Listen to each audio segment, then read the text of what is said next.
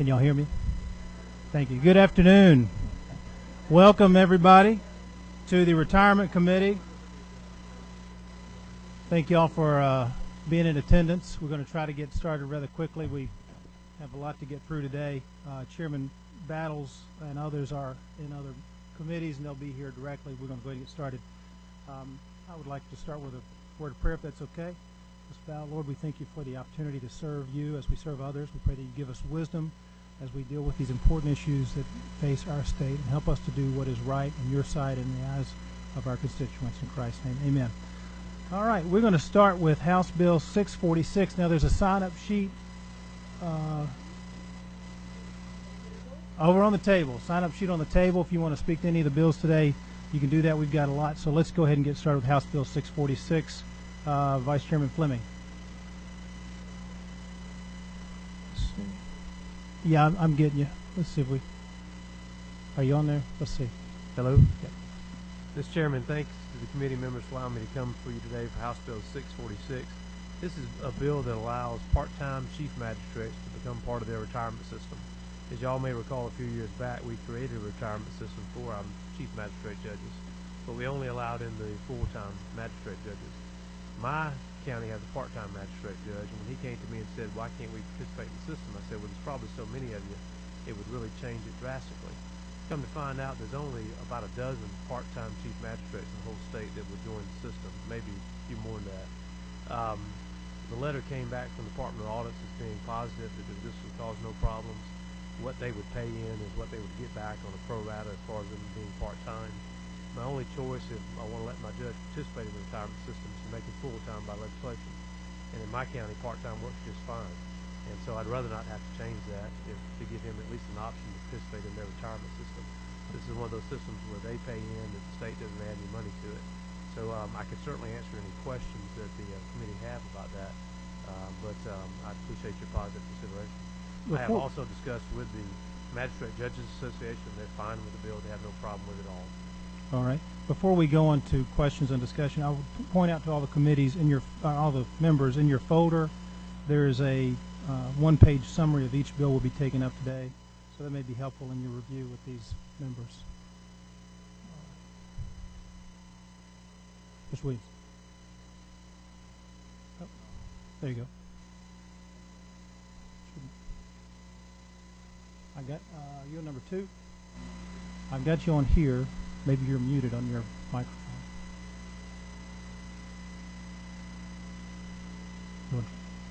Yes, sir. Well, the letter came back from the Department of Audits, and I thought that information was with that, everything that was needed. It does not affect the state budget because we don't pay into it out of general fund. Yes, sir. Anyone else? Any other questions? Yes, sir. Go ahead.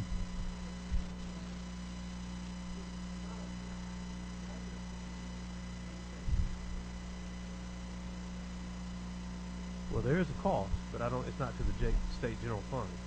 These are paid by fines that go into the fund and the magistrate's own contributions. So it comes from their courts, the work that they do. It doesn't come from us appropriating money to it.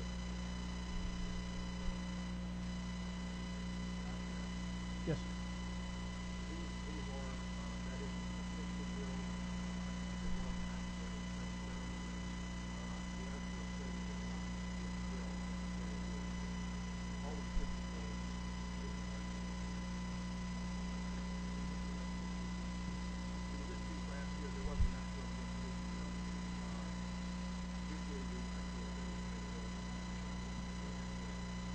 Yeah, we had a hearing earlier when the letter came back, when they were sent over to I call it the Department of Audits.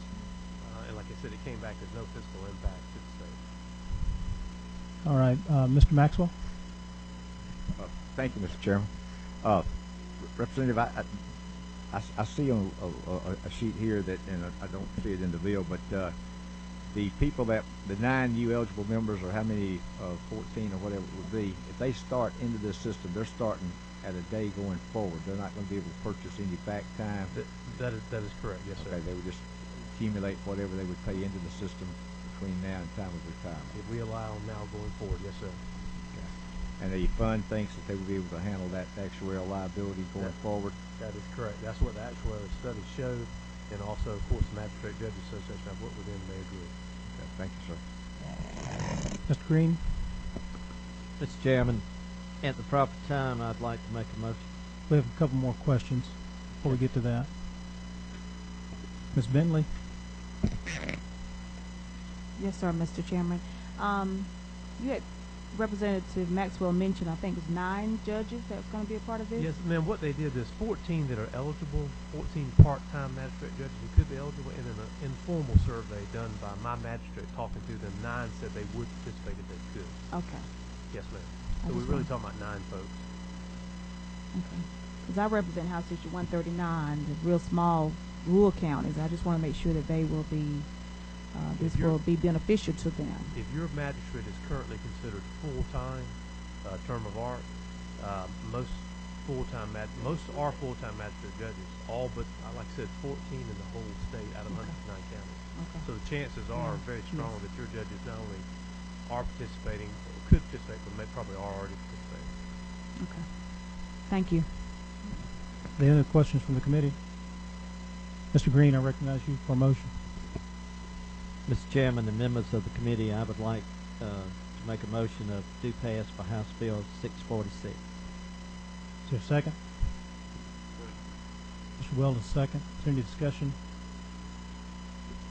Everybody in favor of passage of House Bill 646 indicate by saying aye. Aye. Any opposed, say no. Bill carries. Thank you so much, Mr. Chairman, members of the committee. Thank you, and I'll relinquish the chair to the chair.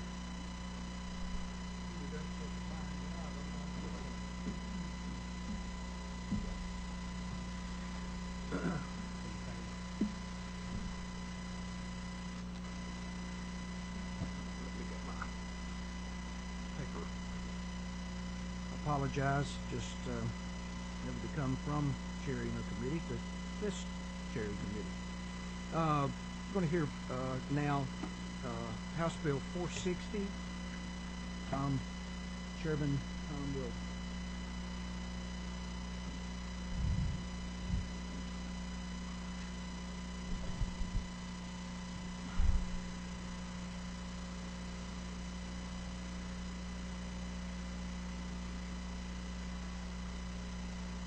Thank you, Mr. Chairman, ladies and gentlemen of the committee. Bring to you House Bill 460, that's LC 212057. What this bill does, this says that any person who's incarcerated and they perform work as a firefighter, they cannot earn time that will contribute to their requirement for being involved in the firefighter's pension. That's all it says. That's lines 14 through 16, and 20 through 21 just says you can't have critical service while you're incarcerated. And what this bill comes out of, there's some counties. When I was born in, they're using some prisoners in the county jail as firefighters, and they don't want them getting credit for time that they are, not actually incarcerated, but they're out there doing firefighter work. Mr. Chairman, if I have any questions, I'd be glad to address. Well, thank you. Do we have any questions by the committee? We have no questions by the committee. Do we have anyone to speak for or against the bill? Well, Chairman Weldon, you hitting a home run here. All right, I would entertain a motion. We have a motion and a second. All in favor of House Bill 460? Say aye. Aye. Any opposition? Like sign. Motion is carried. Just if you would like to, just stay there. You have 3, and we're going to go to House Bill 579. Thank you, Mr. Chair. This is the bill that provides that someone who who's a member, who's been employed as a judge, has been building up time, part-time, in the judicial retirement system, they can get a 1 month credit for each 3 months that they've served in a part-time employment as a judge if they go into the judicial retirement system. That's all this does. This is allows somebody to move from a part-time to a full-time system, or to a full-time employment, and they get credit once they get a full-time position. They get 1 month for every 3 months that they've actually served. That's the point of this bill. All right. I see a light on. Chairman Maxwell, do you have a question? Okay. Joe, do you have it? Oh, okay. No question? No. Oh, okay. And ask for your favorite consideration. All right. Anyone have like to speak to this bill? I love you. We should have been in Ways and Means. Thank you, Mr. Chairman. Anyway, all right. Have a motion? Have a motion and a second. All in favor? Have a motion in a couple of seconds. All in favor of this bill, say aye. Any opposition? All right, motion is carried. Oh. Okay, I'd love to. I'd love to have. I think it's on a blink. All right, Chairman Weldon, you have 580. Thank you, Mr. Chairman. Ladies and gentlemen, this is House Bill 580. That's LC 212190. What this bill does, this allows the someone who's a member of the Superior Court Clerks Retirement Fund to elect spousal benefits, but requires that they pay up the actuarial costs necessary when they elect it. If you look on the back side of that bill, it also requires that the member and the spouse be married for at least 6 years immediately preceding the time the member dies. That's what this does. It just allows them. It just kind of brings it into line with the other pensions that allow the spousal election subsequent to the time when they began working in the judicial system. Instead of making them make the decision up front, they can make it on the back end.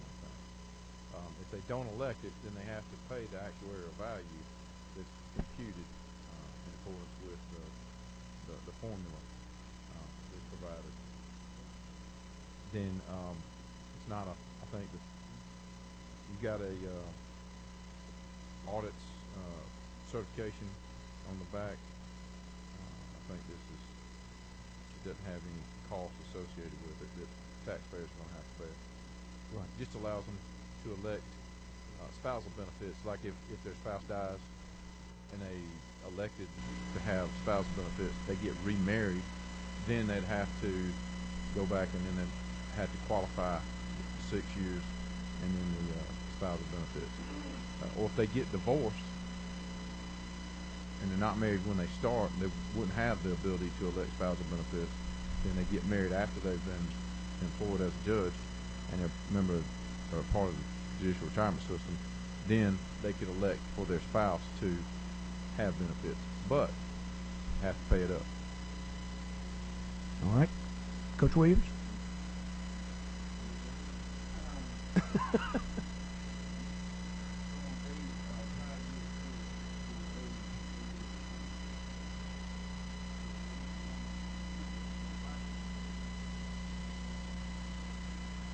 Well, now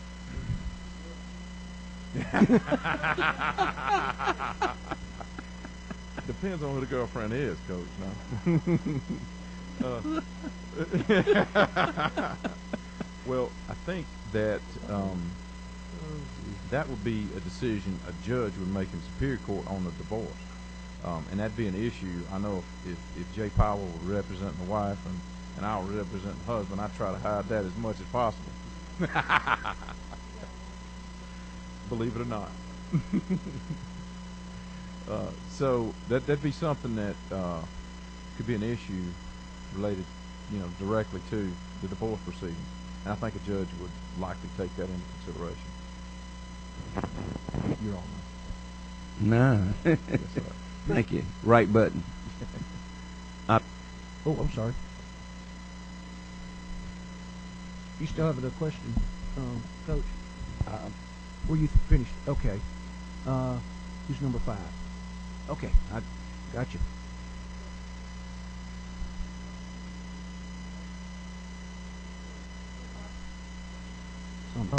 There we go. All right, that's better. All right, thank you, Mr. Chairman. Back on the 6 years. So if someone gets remarried, like I'm thinking to my brother-in-law, for example, and he passes away within a window. Now they were actually married longer than 6 years in another state, but if they were married 5 years and he passed away, you can't. That benefit would not transfer. I'm gonna let the clerk handle that question. The reason for the 6 years is to prevent, if you will, the remarrying. You will not get a death benefit paid to a spouse. That's if you elect a spouse. So as I retire, if I elect a spousal benefit, what this does is says that I have to pay the actuarial equivalent for my husband to receive, upon my death, half of my retirement benefit. Okay? If I precede him in death, and we've been married for at least 6 years upon my death, then he would get that spousal benefit. If we had only been married 2 years, he would not qualify. Okay. And I guess my concern is that people are getting married and having kids a lot later in life, and you could have a situation where you have a 55-year-old man and a 40-something-year-old That's woman, why the actual and then he's paying it in. He's paying the actual equivalent in. But if he dies within a 5-year window, that spouse is left without, I guess, that benefit is the way it stands right now, unless they've been married 6 years. Unless they've been married 6 years. Okay. And the election is taken at the time of retirement. Okay. So the choice is the retirees. If they have not yet been married at 6 years upon retirement, that would be a consideration. If it's up to me, I probably wouldn't choose that. Okay. The spousal benefit if I had not yet been married 6 Not years. married. Okay. You see, it's up to them. Yeah. And then let's say I do take a spousal benefit, and my spouse precedes me in death. So now, instead of my benefit being decreased by that actuarial amount, I have the ability to pop back up to my full benefit. And that's really the crux here. Is what we're trying to do is get that pop back up for the retired clerk, because the way the the way the law stands now, if you take the benefit and your spouse precedes you in death, the clerk they've lost their money. They don't get the money back. Okay. So we're trying to fix that. Okay. The 6 years has always been there. Gotcha. That's nothing new. Okay. Thank you. Any other questions? Okay. Hello. So I have a quick question. Line 14, I just want to make sure I'm clear. So in lieu of a retirement benefit for the actual person, they can choose a spousal, the clerk. Correct. They can choose a spousal benefit in lieu of receiving it for themselves. Yes, your correct? benefit would be decreased the amount it costs to bring your spouse on. Okay. All right, good. So they still get their benefit, but if you elect to have a spouse, it would be decreased the amount it costs for your spouse, so that no other clerk nor the fund is paying for that spouse. Okay. All right. All right. Any other questions? Anyone want to speak? I thought you might ask that question. Do we have a motion? Have a motion and a second. All in favor of due pass on this 580, House Bill 580? Let me know by saying aye. Aye. Any opposition? All right, it's passed. Thank you very much, All right. Chairman. It is Christian. Christian, you ready? All right. I'm going to hear now from Floor Leader Coomer on House Bill 516. Okay. Yes, sir.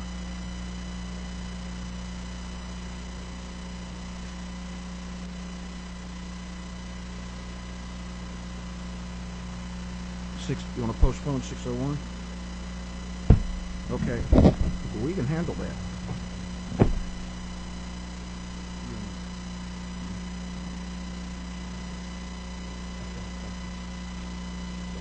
don't think it is.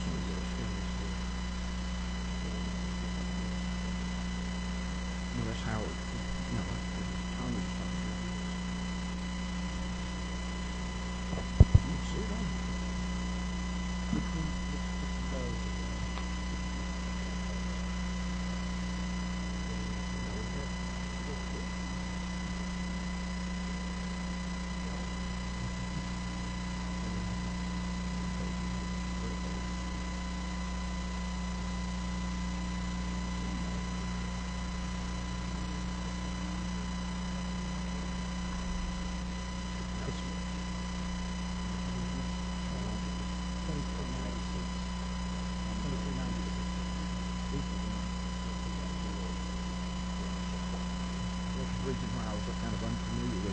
I'm sorry. All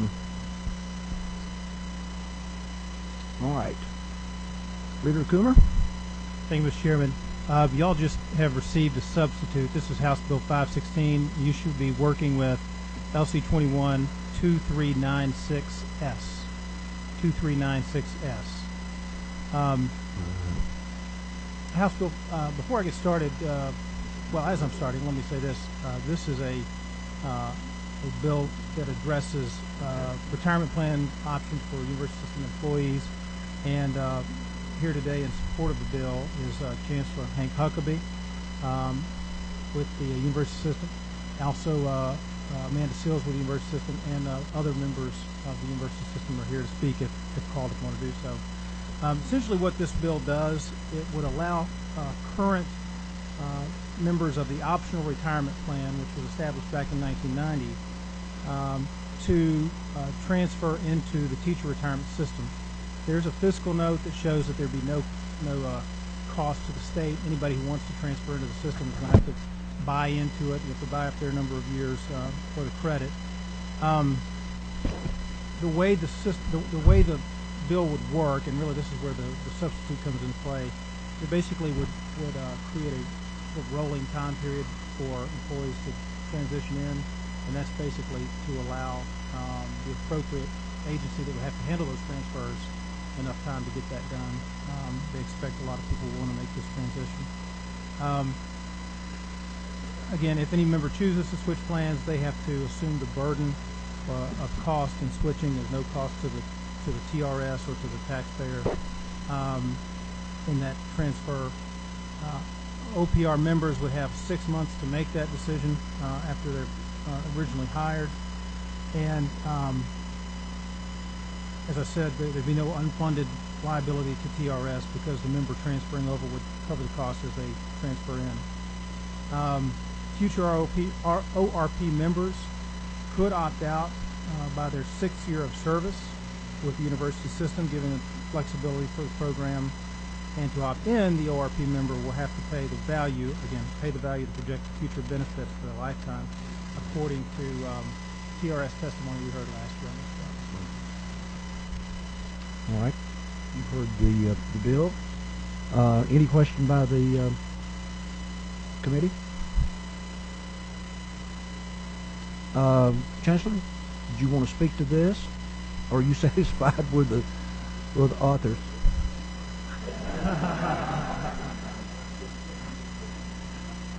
We have a motion. I'm sorry, have a question.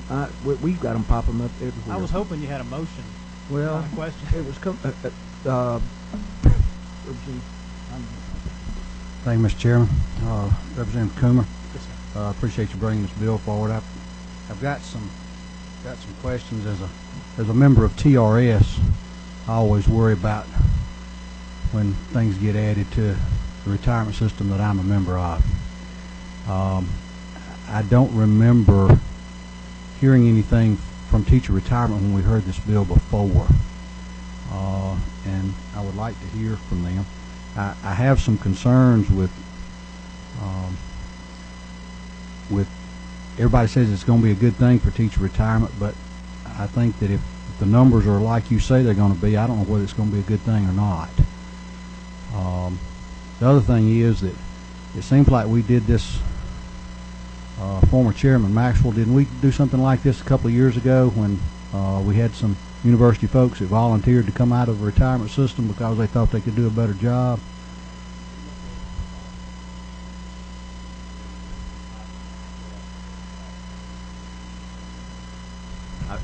We have looked at it several times, but it was not full actuarial cost that I recollect on any of the bills at that time. And I think Jeff and them are probably here. I believe I've talked with them. I think they're pretty much satisfied with it. Mr. Chairman, could we get, before we get a motion, could we hear from teacher retirement on this? Jeff Ezel's back there. While he's coming, I would just say, generally, you know, if you're going to have more people paying into a fund, that's usually a better thing for the fund. You know, more funds to grow and more health to the fund. But maybe, no, not necessarily. Well, I'm going to let the experts speak. Okay. I can hear you. Mm-hmm.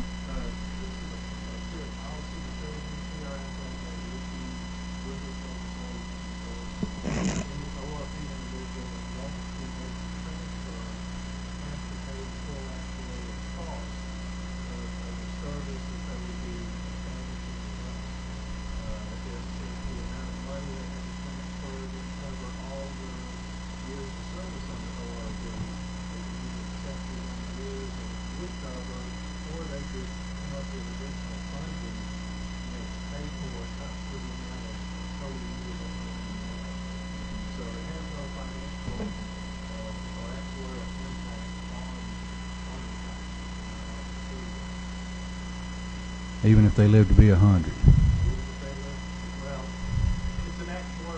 Uh-huh. Right.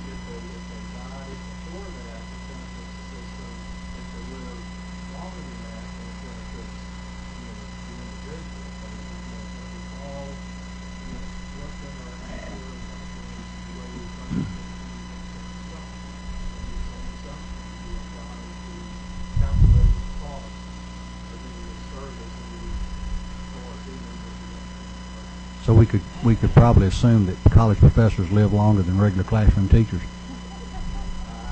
Okay, thank you. They're just betting on that you're going to die, and we're betting on that we're going to live. That's what we're doing. All right, do we have any other questions? Yes, we do. Coach? Coach, your light? This little light of mine. Yes. I'm going to pass. I think I see what I need to see right here. Thank you, Mr. Chairman. All right. Thank you. No other questions from the committee? Do we have a motion? What's your motions? We have a do pass. We have a second. All in favor, let it be known by saying aye. I think that's a majority. All in like sign. One no. This is passed. Thank you very much. All right. Thank you, Mr. Chairman. You're not going to stay? I think he's had enough. He said, I don't want to see any more. He's taking the ball and run, huh? Is Chairman Jay Powell here? Oh, okay, I'm sorry. I didn't mean to overlook you, but I underlooked you. So, Chairman, oh God, yes. Yeah.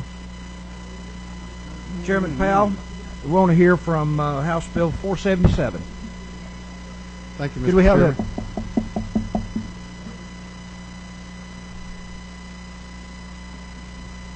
that? All right, Chairman Powell. Thank you, Mr. Chairman, members of the committee. I present to you House Bill 477.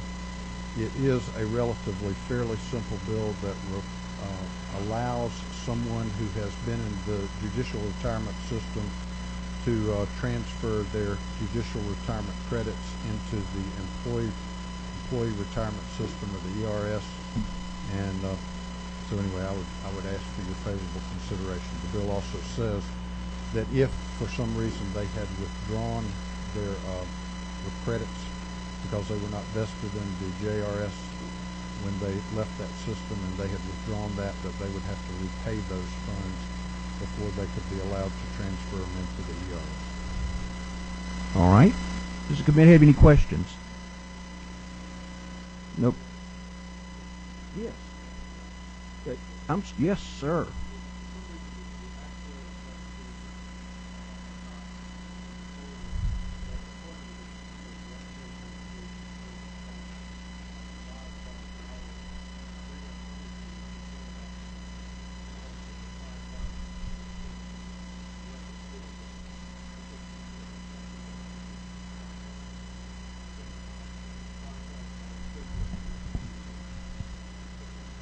And thank you for bringing that up. I did have this on my list here. All right, if I You want can to speak address- to that? Yes, sir, if I can. This bill actually was dropped in 2011. It was passed by the House in 2012, went to the Senate, and just did not get heard by day 40. And so it has already been considered by this committee, passed by this committee, and passed by the House. And we also appropriated the monies that year, and the fiscal note was done in that year, and the bill's essentially the same as it was then. And I have already spoken to the Appropriations Committee chair. He assures me that money will be in the 15 budget and thereafter. Thank you. We have a question? Coach? Yeah, I have a question, Mr. Chairman. Thank you very much. So therefore, the money will be placed there. Yes, sir. So in the meantime, you will make good on it by writing a check now, right? No, sir. Okay. But I appreciate it, Coach. All right. No, the money will be appropriated, and by the very language of the bill, if it's not, then it stands repealed. Good. Thank you. All right. Chairman Benton? Chairman Powell, how many people are we talking about here? I really do not know. The purpose of this bill is that JRS, as everybody knows, is judicial retirement. Most people who are in judicial retirement are satisfied with that system, but there are some who, because of elections, did not serve until they were fully vested into the plan, and subsequently went to work for the ERS. And specifically, what I'm talking about are judges that are now working as DAs or assistant DAs, and they now want to be in the ERS system, and they want to be able to transfer that credit. So it's very few, but Chuck Safos from the Prosecuting Attorneys Council is here. They are supporting this bill because they've got some employees, and he can speak to the number that we are aware of. Chairman, what happens in the JRS is it requires a investment period of 10 years. You could have a district attorney, for instance, we've got at least one that did 8 years and then was not reelected, but then went to work in an ERS position as an assistant district attorney. What this provision would allow you to do, first of all, that 8 years is now lost or stuck. If that investment wasn't there, all that employee could do is get it out with the 6% interest, I believe, with the statute anticipates. What this would allow you to do is take that same time, had they been in the ERS, with the benefits paid in on behalf of them and that they paid in on behalf, and simply move it to the other system and continue on in that direction. And the way it's designed is it shouldn't have any additional cost other than moving it from one retirement to the other. So one retirement sees a difference of the loss of that income, and the other one picks it up. Do you have any idea how many people we're talking about? I'm only aware of 2 right now. So we're looking at $10,000 for 20 years. No, sir. I think the actuarial was based on the Right. everybody that it would affect. Yeah, fine. All right, thank you.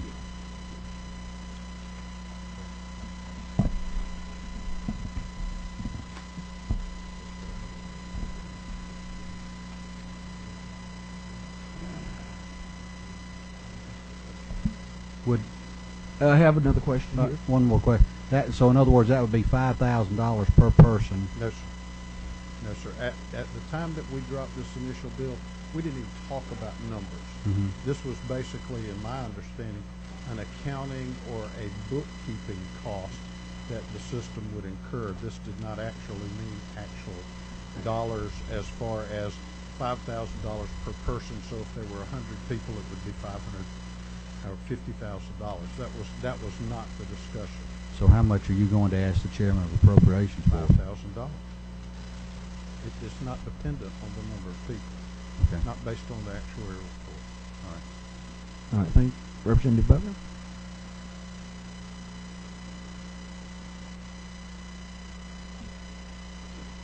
I thought the way it was written when it passed the last time that it was that the person making the transfer would pay the full actuarial cost if there was a difference, and that there wasn't a need for any money. And the $5,000 per year doesn't make sense to me. If it's 50 people, it's 5,000. If it's one, it's 5,000. That doesn't exactly make sense. There are two different issues here. Number one is the cost to the system, and that's the $5,000 actuarial cost. The other issue. So that's just their administrative. Excuse me for interrupting. That's just their administrative cost. That is my understanding. The other issue is that if you'll read the bill, it says that, say for instance, I had 8 years in JRS.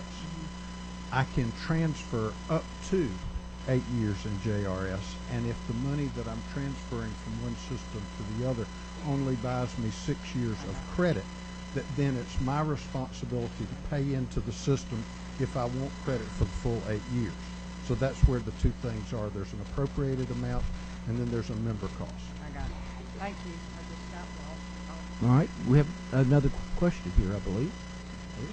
Yes, sir. And this might relate to another bill as well, but it says for 20 years. So does that mean every year for the next 20 we'll have to add that $5,000 in there? I don't have the actual study. I just have the summary page, and it says every year for 20. That is my understanding, Okay. that it's an ongoing cost, and once it's in the base budget, it stays in the base budget. It's not like it has to be reappropriated because it's a continuation budget. All right, do we have any other questions? All right, anyone who spoke to the bill? Anyone else? All right, do we have a motion? We have a motion, is a second? All right, all in favor of this bill as presented, House Bill 477, let me know by saying aye. Any opposition, like sign. The motion is carried. Thank you. I want to recognize Chairman Weldon for a motion. Or I'd like to make a motion for reconsideration of House Bill 579. And if we could, just have that word. all right. We've had a motion to reconsider 579. All right, I have a motion second. All in favor say aye. Motion's carried. All right, thank you very much. All right, I won't say the best for the last. We've had two bills that was on the agenda that have been that are not going to be heard. One is from Representative Glanton, which was 243. He was not prepared for that, and also House Bill 601, which was Howard's, Maxwell's. That's going to be removed, and I believe we heard 464 before I got here, right? Okay, that is already. So I guess 646. I'm sorry, 646. So I guess the next one on the agenda is the last of the day, and that's me. So I'm going to ask Chairman Coomer to come and moderate.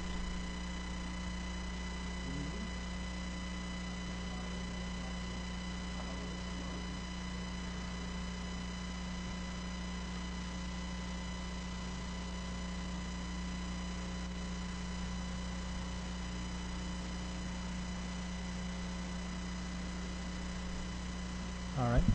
Mr. Chairman, this will be House Bill 292. Go ahead and present your bill. All right, thank you, Mr. Chairman.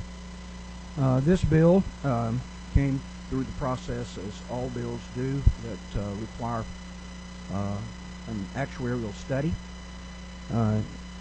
As this bill shows, that there is no impact on any state funds to be in this particular legislation. It has to do with the benefits calculated for magistrate judges. The breakdown is as such that, as it was in the past, on line 16 of the bill, in that code section, the $33,772.20 was struck, and the amount fixed has now been set based on population. And so the population schedule, as you see here on the piece of the legislation, is what is being proposed in this bill, and that is the only changes to the bill itself. So if you have any questions, I'll try to answer those. It's with the retirement fund for the magistrates. You might want to speak to it, but I'll try to answer any questions you might have. All right. This is House Bill 295. I'm sorry, 293. You're right. 292. 292. Yes. By so. All right, now, boys, what are going to get for? We're here 294. 294. Hey, I want to get. This has been a long day, folks. All right. The chair recognizes Representative Bentley. Do you have the committee set up? 1 second. We're looking at LC 21-1887. That's what I have.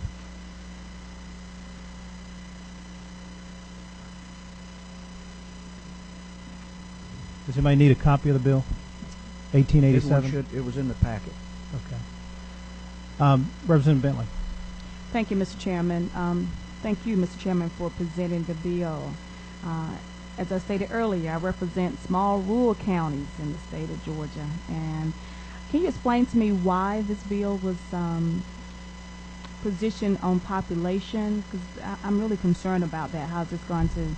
That means that these counties in my district, these small rural counties, my home county is population less than 10,000.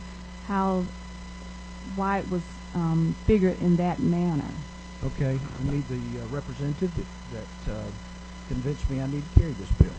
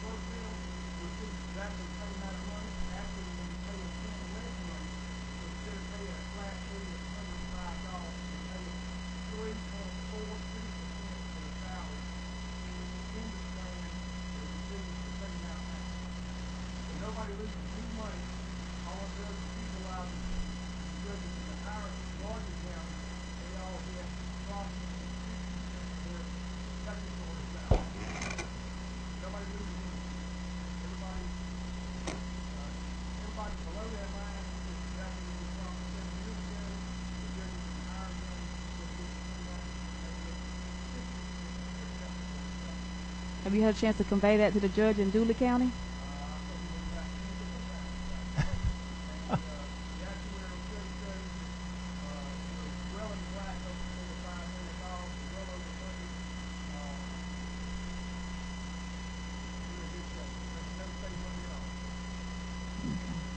Thank you. Thank you, Mr. Chairman. All right. Mr. Beverly. So you said you're well in the black. If I understand this correct, Mr. Chairman, the first year is $175,000. That's the first initial cost. That's already there, out of the $5 million, and then there's another $79,000 over a 30-year period. Is that correct? And so that money would come out of what you perceive to be the black, the the amortization cost over that, I believe that's 96, is it 96,000 over? Gotcha.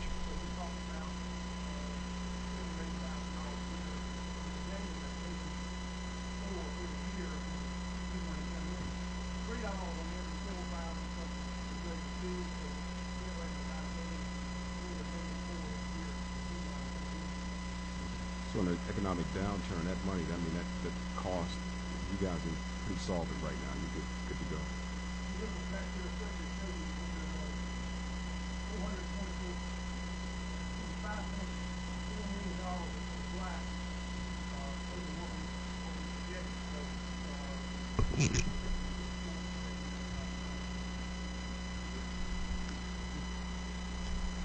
Representative Buckner. We just passed a bill about part-time magistrates. I am just correct. Very good. I was trying to make sure that I understood how these two bills might end up working together, and I'm assuming that whether you're full-time or part-time, you'll still just pay in a percentage, and that your return will be based on what you paid in and percentage.